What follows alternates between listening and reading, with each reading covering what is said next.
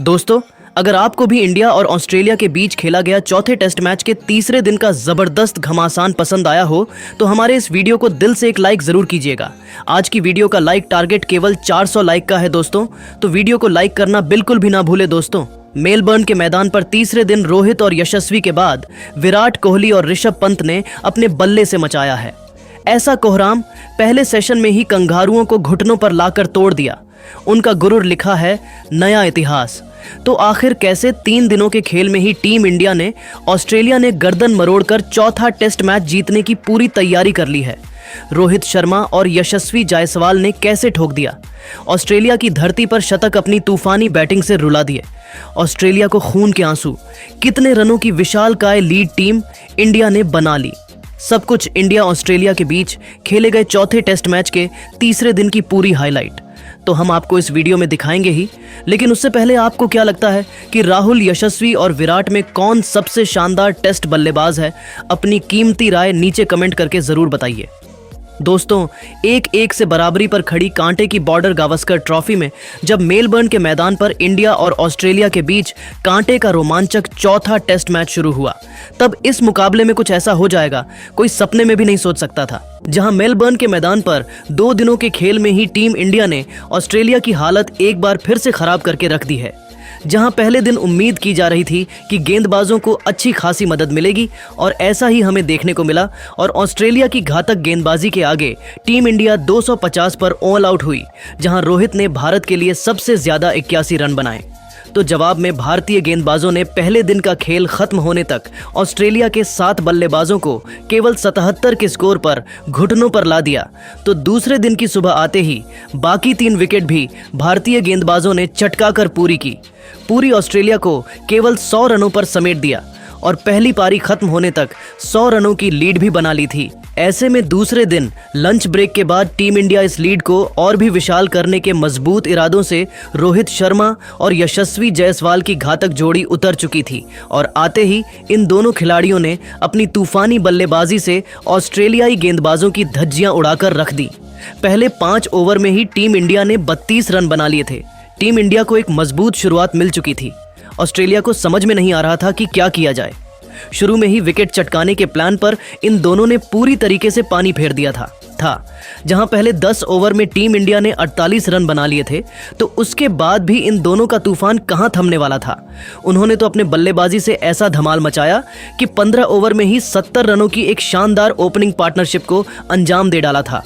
ये दोनों अपने बल्ले से आग उगल रहे थे और जिस तरीके से वह चौके छक्कों की बारिश कर रहे थे, ऐसा लग रहा था कि टीम इंडिया आसानी से 200 या 300 रनों की लीड भी बनाकर ऑस्ट्रेलिया पर आसानी से यह टेस्ट मैच अपने नाम करने वाली है।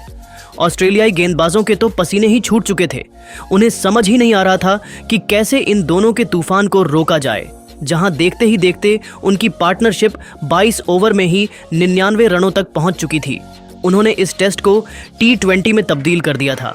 भारतीय फैंस तो जश्न मना रहे थे क्योंकि ऑस्ट्रेलिया का ऑस्ट्रेलिया में बुरा हाल था। कंधे से कंधा मिलाते हुए यह दोनों खिलाड़ी अपने अपने अर्धशतक की तरह बढ़ चले थे।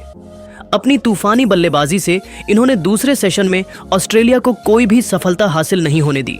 जहां टी ब्रेक तक 26 ओवर में ही टीम इंडिया 110 रन बना गई थी और इसी के साथ भारत की लीड 260 रनों की हो गई थी। जहां यशस्वी जायसवाल 48 तो रोहित शर्मा 53 रन बनाकर नाबाद बल्लेबाजी कर रहे थे। ऐसे में जब तीसरे सेशन में ये दोनों बल्लेबाज बैटिंग करने उतरे तो ऑस्ट्रेलियाई गेंदबाजों पर एक बार फिर से ये दोनों तेजी से रन बनाना चाहते थे। देखते ही देखते 28वां ओवर लेकर आए नेथन लियोन की पहली ही गेंद पर सिंगल लेकर यशस्वी जायसवाल ने अपनी शानदार 50.5 खूबसूरत चौकों की बदौलत पूरी कर ली। इन दोनों खिलाड़ियों के बीच इसी ओवर में शानदार 130 रनों की शतकीय ओपनिंग पार्टनरशिप को भी अंजाम दिया था। इनका बल्ला रुकने का नाम नहीं ले रहा था। ऑस्ट्रेलिया के सभी प्लान पर इन दोनों ने पानी फेर दिया था। इन दोनों खिलाड़ियों ने 51 ओवर में टीम इंडिया को 180 रनों तक पहुंचा दिया। जहां भारत की लीड 330 रनों की हो गई थी, तो दूसरे दिन का खेल खत्म होने तक उन्होंने ऑस्ट्रेलिया को एक भी सफलता हासिल नहीं होने दी। उन्हें विकेटों के लिए तरसा लिया। 92 रनों की दमदार ओपनिंग पार्टनरशिप बनाकर उन्होंने टीम इंडिया को 342 रनों की लीड दूसरे दिन का खेल खत्म होने तक भी दिलवा दी। जहां यशस्वी ने 79 रन ठोक डाले तो रोहित ने 87 का योगदान दिया। जहां अब इन दोनों बल्लेबाजों के पास बारी बारी अपना शतक पूरा कर इतिहास लिखने का सुनहरा मौका था। ऐसे में दोस्तों, जब तीसरे दिन सूरज की पहली किरण के साथ यह महामुकाबला शुरू हुआ, तब यशस्वी और रोहित अपनी अपनी सेंचुरी पूरी करने के इरादे से मैदान में उतरे थे और आते ही इन दोनों ने सीधा गेंदबाजों पर हमला बोल दिया। जहां पहला ओवर लेकर आए मिचेल स्टार्क का स्वागत ही यशस्वी ने शानदार चौका बटोर कर किया, तो जाते जाते ओवर की अंतिम गेंद को भी चौके में रोहित शर्मा ने तब्दील कर अपने खतरनाक इरादों से ऑस्ट्रेलिया को रूबरू करवा दिया था। लेकिन यह तो केवल शुरुआत थी। असली तबाही का मंजर तो आने वाला था, जहां 2 ओवर बाद ही गेंदबाजी करने आए पेट कमिंस की गेंद पर तूफानी छक्का लगाकर यशस्वी जायसवाल 99 पर पहुंच चुके थे। अब उन्हें अपनी सेंचुरी पूरी करने के लिए केवल 1 रन चाहिए था। लेकिन दोस्तों, तभी यशस्वी जायसवाल रन आउट होने से बाल बाल बचे और उन्हें एक नया जीवन दान मिल गया था। वरना यदि वह 99 पर ऑल आउट हो जाते तो सबको काफी दुख होता। वहीं उनका विकेट न मिलने के बाद तो ऑस्ट्रेलिया के खिलाड़ी काफी उदास थे और उनके जख्मों पर नमक छिड़कते हुए यशस्वी ने नेथन लियोन की गेंद पर सिंगल लेकर ऑस्ट्रेलिया की धरती पर अपना दूसरा शतक जड़ दिया था, वह भी अपने लगातार दूसरे ही मैच में।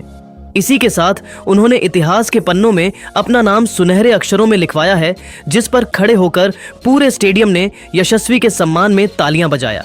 हालांकि सेंचुरी पूरी करते ही यशस्वी जायसवाल आउट हो जाते हैं। उन्होंने 109 रनों की दमदार पारी खेली टीम इंडिया को उन्होंने 223 रनों तक पहुंचा दिया था। जब वह आउट हुए थे और उनकी रोहित के साथ 223 रनों की रिकॉर्ड तोड़ पारी ने सबके दिलों में घर कर लिया था।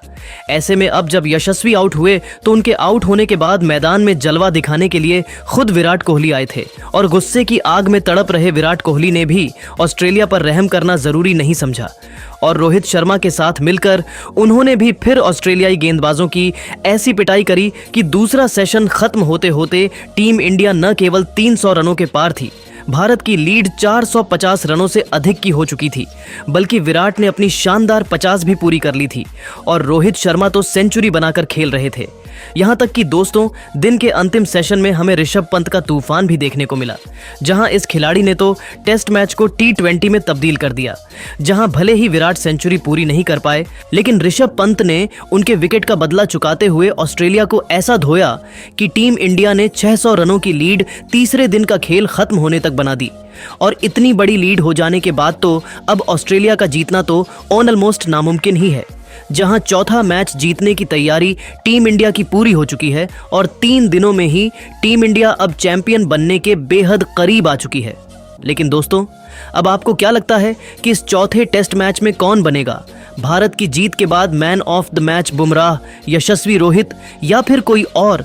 अपनी कीमती राय नीचे कमेंट करके जरूर बताइए और ऐसे ही शानदार खबरें सबसे पहले जानने के लिए हमारे इस वीडियो को लाइक और चैनल को सब्सक्राइब करना बिल्कुल भी ना भूले। धन्यवाद।